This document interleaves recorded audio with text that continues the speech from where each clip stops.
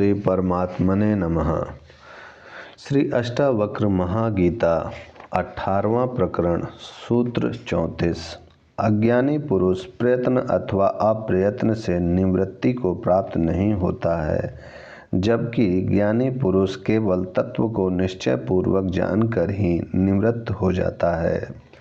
इस सूत्र में अष्टावक्र आत्मज्ञान प्राप्ति का महत्वपूर्ण तथ्य प्रकट करते हैं कि चित्त की अनेक वृत्तियां हैं, एक एक को छोड़ने के प्रयत्न से कोई सफलता नहीं मिलती।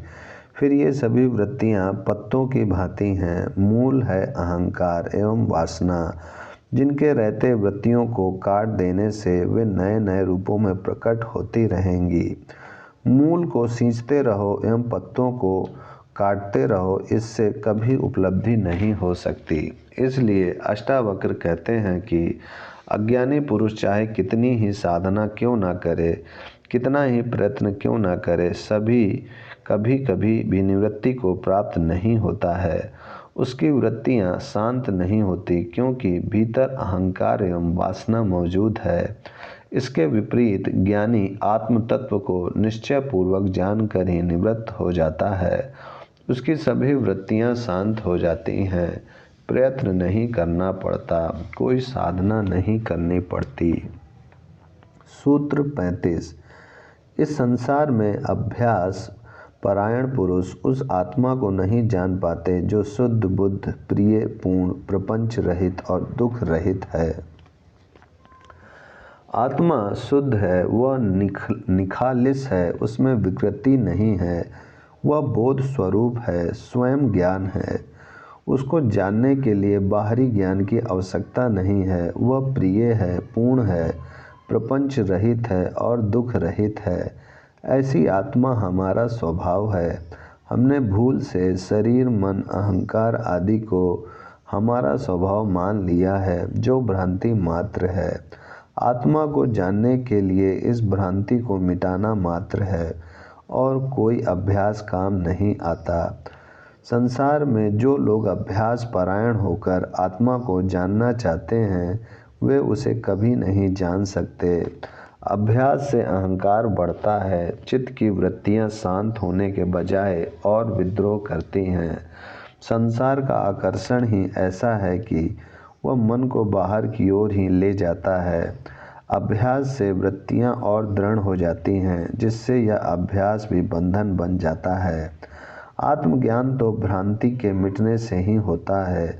सभी अभ्यास छोड़ने से चित्त की शांत अवस्था में ही उसकी अनुभूति होती है। सूत्र 36।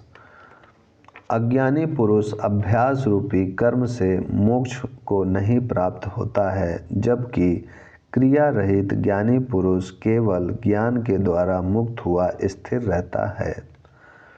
आत्मा हमारा स्वभाव है, उसे जानना मात्र है। जिसने आत्मा को जान लिया, उसने ब्रह्म को जान लिया। वह शुद्ध बुद्ध हो गया, फिर करना कुछ शेष नहीं रहा। सभी भ्रांतियां मिट जाती हैं, सभी बंधन टूट जाते हैं। यही मुक्ति है। किंतु अज्ञानी पुरुष अभ्यास द्वारा इन बंधनों को काटना चाहता है। चूँकि बंधन वास्तविक नहीं है, भ्रम मात्र है, अज्ञान के कारण है, इसलिए अभ्यास अनावश्यक है। ये ज्ञान प्राप्ति से अपने आप टूट जाएंगे। भ्रांति मात्र थी जो मिट जाएगी। मोक्ष है स्व के सागर में डुबकी लगाना। तैरने के लिए अभ्यास करना पड़ता है, डूबने के लिए अभ्यास की आवश्यकता नहीं है। केवल छलांग मात्र लगाने का साहस चाहिए, आगे सब अपने आप हो जाएगा। आत्मज्ञान एवं मोक्ष के लिए अपने को समर्पण भाव से छोड़ देना मात्र है, निराधार हो जाना मात्र है। अभ्यास मात्र छोड़कर निश्चेष्ट भाव से अपने आप को समर्पित कर देना है। आगे अस्तित्व अपने आप संभाल लेगा। यही आत्मज्ञान है, यही मुक्ति है। क्रिया से बाहरी ज्ञान मिलता है, आत्मज्ञान का मार्ग अक्रिया है। सूत्र 37। अज्ञानी जैसे ब्रह्म होने की इच्छा करता है, वैसे ही ब्रह्म नहीं हो पाता है और धीर पुरुष नहीं चाहता हुआ भी निश्चित ही पर ब्रह्म स्वरूप को भजने वाला होता है। अष्टावक्र कहते हैं कि जिस प्रकार एक सिंह का बच्चा भेड़ों के समूह में पलकर अपने को भेड़ ही समझने लगता है, उसे यह भ्रांति हो जाती है कि मैं तो भेड़ हूँ, किंतु जब वह अपना चेहरा देख लेता है, जब उसे रक्त का स्वाद आ जाता है, तो उसकी भेड़ होने की भ्रांति मिट जाती है, उसका सिंहत्व जाग उठता है। इसके लिए उसे कोई प्रयत्न नहीं करना पड़ता, कोई अभ्यास साधना नहीं करनी पड़ती, केवल अपने स्वरूप का ज्ञान प्राप्त होने से ही उसकी भेड़ होने की भ्रांति मिट जाती है।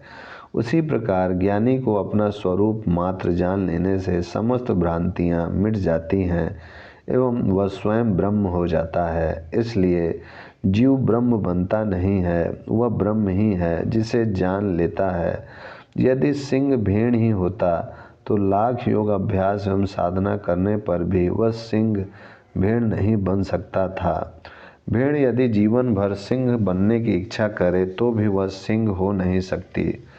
अष्टावक्र यही कहते हैं कि अज्ञानी यदि ब्रह्म होने की इच्छा करता है तो भी वह ब्रह्म नहीं हो सकता। यदि वह ब्रह्म नहीं है तो इच्छा करने से वह ब्रह्म कभी नहीं हो सकता, किंतु वह ब्रह्म है ही, इसलिए अपने स्वरूप को जान लेने मात्र से ब्रह्म हो जाता है। साधना अभ्यास नहीं करना पड़ता, केवल निश्चय पूर्वक जान लेने से भ्रांति मिट जाती है। इच्छा नहीं, निश्चय आवश्यक है। ओम शांति शांति शांति।